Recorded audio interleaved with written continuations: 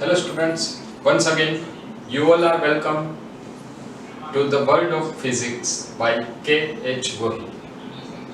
આગળના લેક્ચરની અંદર આપણે જે વાત કરી એની અંદર અવરોધકતાનું તાપીય અવલંબનનું સૂત્ર મેળવેલું હતું. એ સૂત્રની અંદર આપણે સૂત્ર મેળવ્યું હતું r theta is equal to r0 into 1 plus alpha into t minus t0. હવે આજના લેક્ચરની અંદર આપણે વાત કરવાના છીએ કે આ સૂત્રનો ઉપયોગ કઈ રીતે કરી શકાય. તો આના ઉપરથી કુલ અલગ અલગ 3 પ્રકારના ક્વેશ્ચન્સ આવી શકે અને એ ત્રણેય પ્રકારના ક્વેશ્ચન હવે પછી આપણે જોવાના છીએ. તો સૌથી પહેલા ટેક્સ્ટબુક ની અંદર જે તમને એક રીતના ક્વેશ્ચન્સ આપેલા છે જોઈ લે. એક છે ઉદાહરણ નંબર 3.3.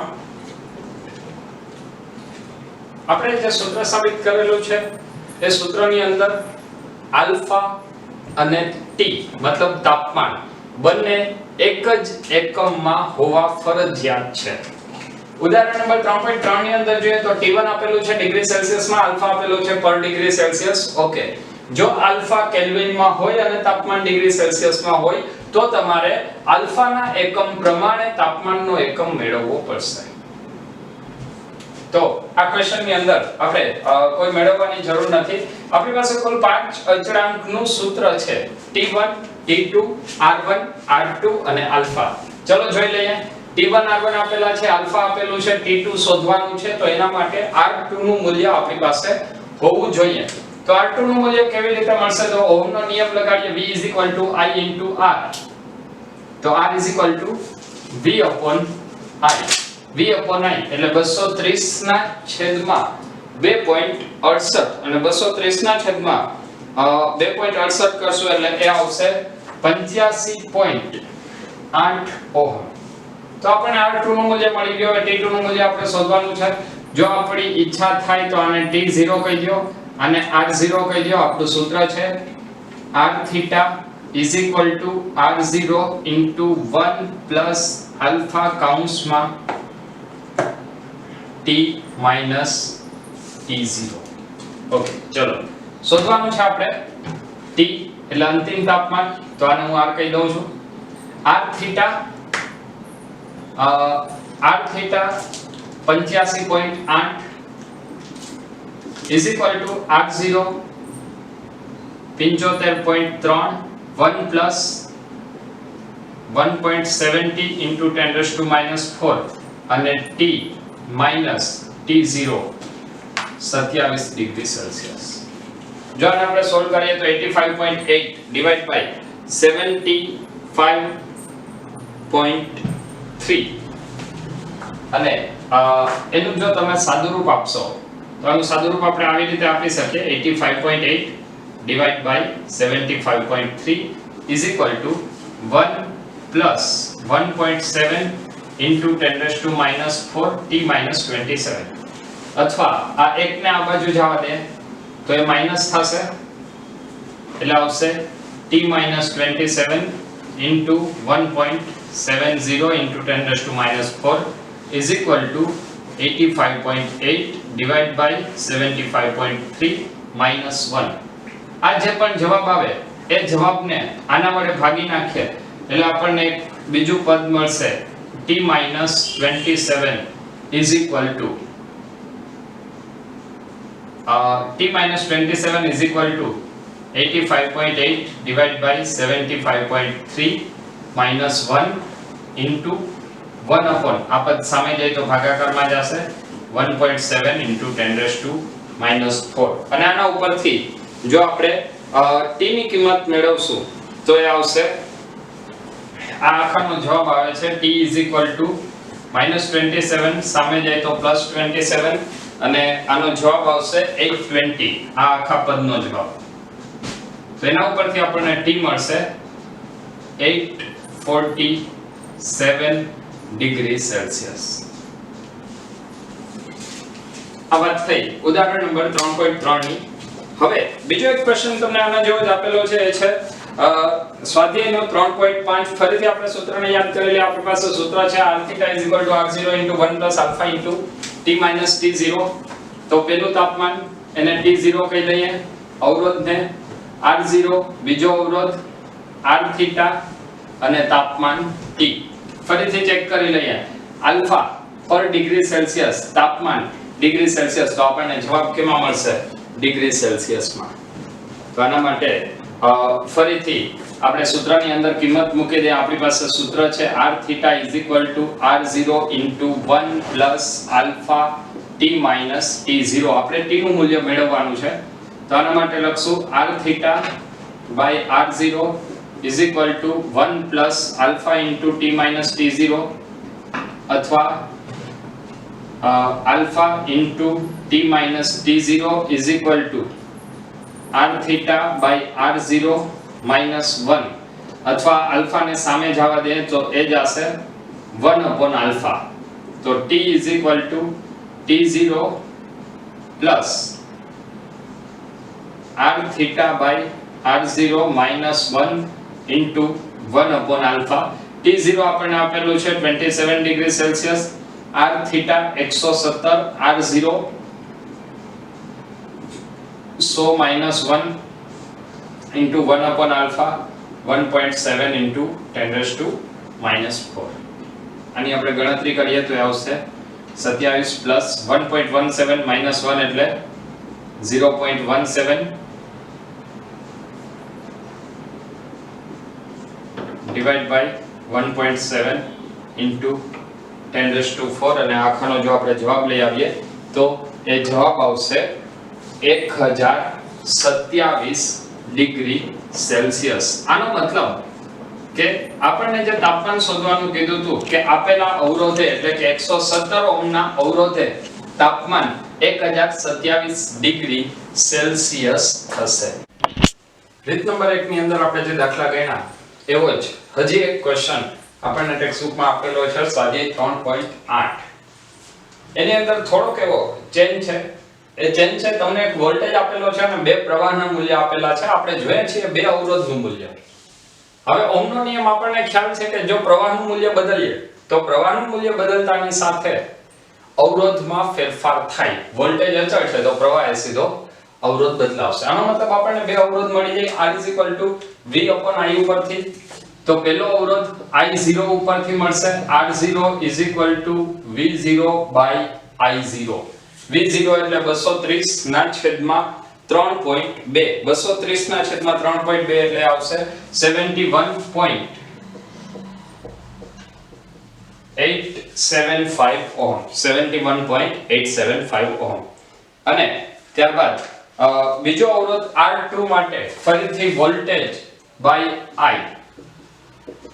R V0/I. તો V0 230 ના છેદમાં 2.8 એટલે એનું મૂલ્ય આપણને મળશે 82.143 ઓહમ. ઓકે, હવે આપણે ફરીથી એક વખત ચેક કરી લઈએ. આપણી પાસે R0 છે, T0 છે, R છે, T શોધવાનું છે અને આલ્ફા આપેલો છે. સૂત્ર આવશે R theta R0 into 1 plus alpha into bracket T minus T0. ચલો આના ઉપરથી આવું લખશું R theta by R0 minus 1 is equal to alpha into T minus T0. So T minus T0 is equal to R theta by R0 minus 1 into 1 upon alpha. T is equal to T0 plus R theta by R0 minus 1 into T by into 1 upon alpha. આ બધાની આપણે કિંમત મૂકી દઈએ. T0 27 degree Celsius plus R theta 71.8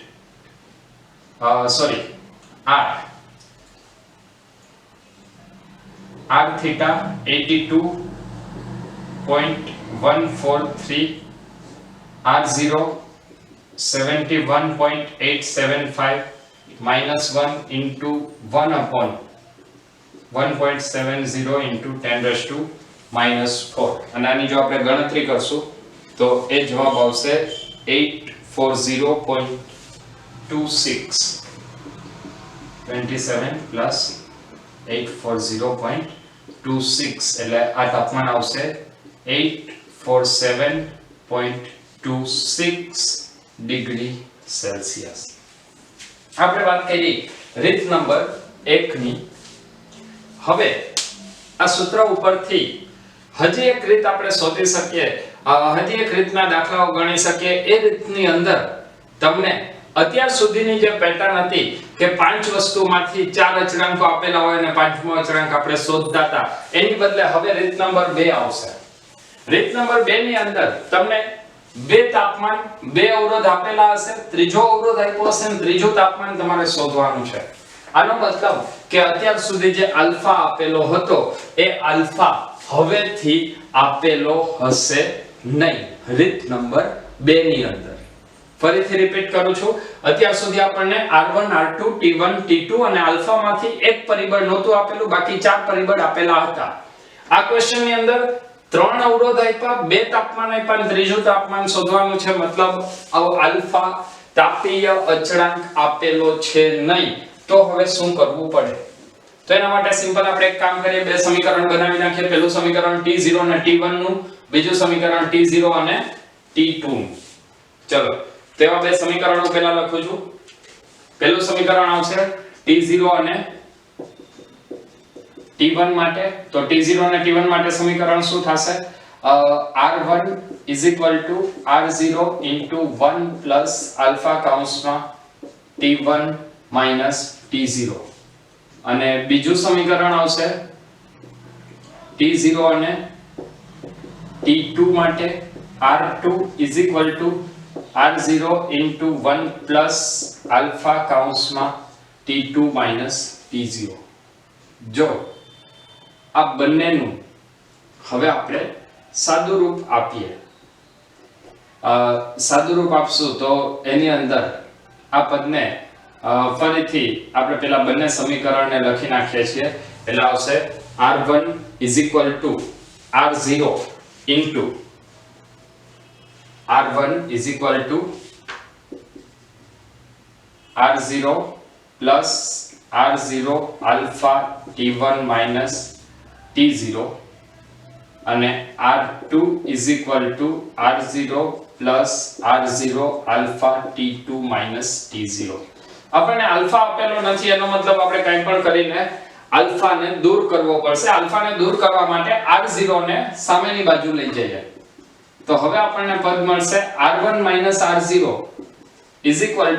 R0 alpha T1 minus T0 અને R2 R0 R0 alpha T2 minus T0. હવે જો સમીકરણ નંબર 1 અને 2 નો આપણે ગુણોત્તર લઈ લઈએ તો પહેલું સમીકરણ R1 R0, બીજું સમીકરણ છેદમાં R2 R0, પહેલું સમીકરણ R0 alpha into T1 minus T0 અને બીજું સમીકરણ R0 alpha into T2 minus T0. બંનેમાંથી R0 alpha કેન્સલ થઈ જશે. આપણે શોધવાનું છે T2. તો T2 ને સૂત્રનો કરતા બનાવવા માટે T2 minus T0 આ બંને પદ સામે જશે. T1 minus T0 into R2 minus R0 by R1 minus R0 અને T2 શોધવા માટે T2 T0 plus T1 minus T0 into R2 minus R0 ના છેદમાં R1 minus R0. આ બધાની જો આપણે કિંમત મૂકીએ તો કિંમત મૂકીને છેલ્લે ગણતરી કરશું તો એ જવાબ આવશે 345.65 degree Celsius. T2 345.65 degree Celsius. તો આ વાત થઈ રીત નંબર 2 ની. હવે આપણે જે વાત કરવાની છે એ વાત કરશું અવરોધકતાના તાપીય અચળાંકના સૂત્ર પરથી ત્રીજી રીતે કઈ રીતે ક્વેશ્ચન પૂછાઈ શકે. આપણે અવરોધકતાના તાપીય અચળાંકના સૂત્ર પરથી અથવા અવરોધકતાનું તાપીય અવલંબન પરથી બે પ્રકારના ક્વેશ્ચનની વાત કરી. હવે ત્રીજો પ્રકાર કે જે તમને એક્ઝામમાં ઘણી બધી રીતે પૂછી શકાય. તો એની અંદર તમને કઈ કઈ વસ્તુઓ આપેલી હોય એની આપણે પહેલા વાત કરી લઈએ. તો રીત નંબર 3 ખાસ કરીને જીનીટ માટે અગત્યની રીત, જેની અંદર તમને 4 વસ્તુમાંથી 3 આપેલી હશે અને ચોથી વસ્તુ શોધવાની હોય. એ કેવી રીતે આપેલું હોય એના માટે વાત કરીએ. દાખલા તરીકે હું એવું કહું છું કે તમને R1 R2 રો 1 અને રો 2 આ ચારમાંથી કોઈ પણ 3 વસ્તુ આપેલી હોય અને એક વસ્તુ શોધવાની હોય, અથવા તમને આની અંદર એવું કીધું હોય કે R1 R2 આલ્ફા 1 અને આલ્ફા 2 આ ચારમાંથી એક શોધવાનું કે, અથવા રો 1 રો 2 આલ્ફા 1 અને આલ્ફા 2 આ બેમાંથી કોઈ પણ એકની 3 વસ્તુ આપેલી હોય તો ચોથી વસ્તુ કેવી રીતે મળે, મતલબ એનો એક સંબંધ આપણે મેળવવાનો છે. એના માટે કેટલીક વાર તમને રકમમાં આપેલી હશે, જે અહીંયા આપણે ધારી લઈએ છીએ કે 2 સમાન લંબાઈ અને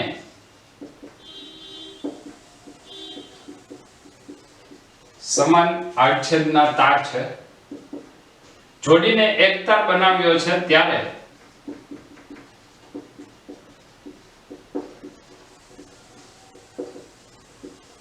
પરિણામી તારનો અવરોધ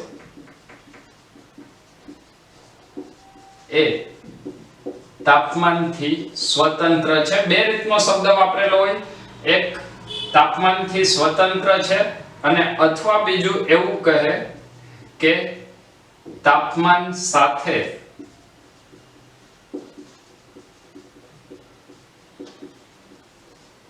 બદલાતો નથી. નવું દ્રવ્ય એવી રીતે બનાવવામાં આવે છે કે જે તાપમાન સાથે બદલાતો નથી.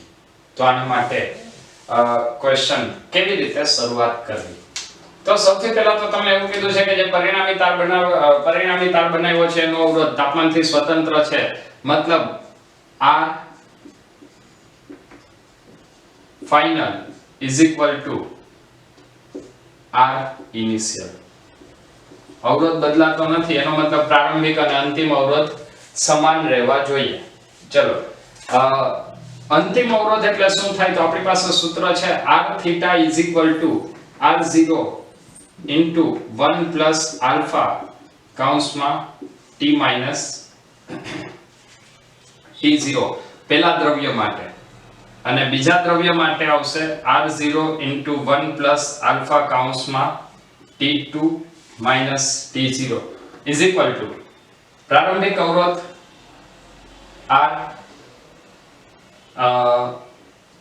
R01 અને R02.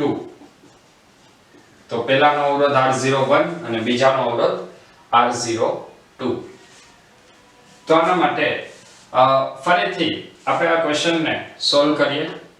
સોલ્વ કરશું તો એ આવશે R01 plus R01 પહેલા માટે alpha 1, બીજા માટે alpha 2, R01 alpha 1 into T1 minus T0 plus R02 plus R02 alpha 2 T2 minus T0 is equal to R01 plus R02.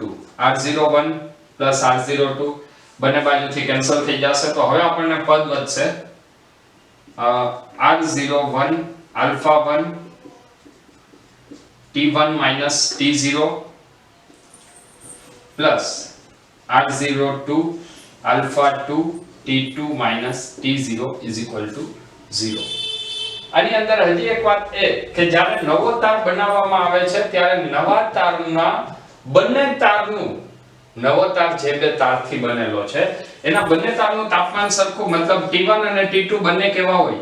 સમાન, જો બંને સમાન હોય તો આ પદ બંનેમાંથી કોમન નીકળે ને સામે જાય તો શૂન્ય થઈ જાય, એટલે હવે આપણને પરિણામ મળશે r01 alpha 1 plus r02 alpha 2 is equal to 0. આ આપણે અગત્યનું પરિણામ મેળવવાનું હતું. આના ઉપરથી બીજી એક વાત કરીએ તો આપણી પાસે સૂત્ર છે r is equal to rho into l by a. તો અહીંયા લખાય rho1 l1 by a1 alpha 1 plus rho2 L2 by A2 alpha 2 is equal to 0. જો બંનેની લંબાઈ અને આડછેદનું ક્ષેત્રફળ સમાન હોય તો કોમન કાઢીને સામે જવા દો તો હવે આપણને સૂત્ર મળશે rho1 alpha 1 plus rho2 alpha 2 is equal to 0. આ જે પરિણામ મળ્યું એ પરિણામ અગત્યનું છે, જેના ઉપરથી આપણે હવે ક્વેશ્ચન્સ સોલ્વ કરી શકીએ. મતલબ આમાંથી કોઈ પણ ત્રણ વસ્તુ આપેલી હોય અને ચોથી વસ્તુ શોધવાની હોય તો આ સૂત્ર ઉપરથી મળશે. હજી એક વાત આના ઉપરથી એવું પણ કહી શકાય કે આ બંને દ્રવ્ય વિશે તમે શું અનુમાન લગાડશો, બંને દ્રવ્ય કેના બનેલા હોય, તો આના ઉપરથી આપણે એક વધારાનું એવું પરિણામ પણ વિચારી શકીએ કે આ બંને દ્રવ્યમાંથી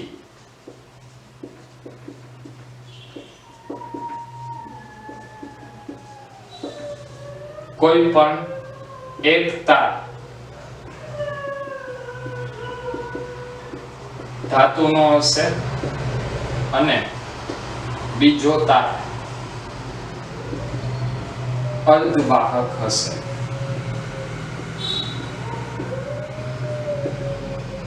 આ એટલા માટે કહી શકાય કારણ કે કુલ અવરોધ અચળ રહે છે.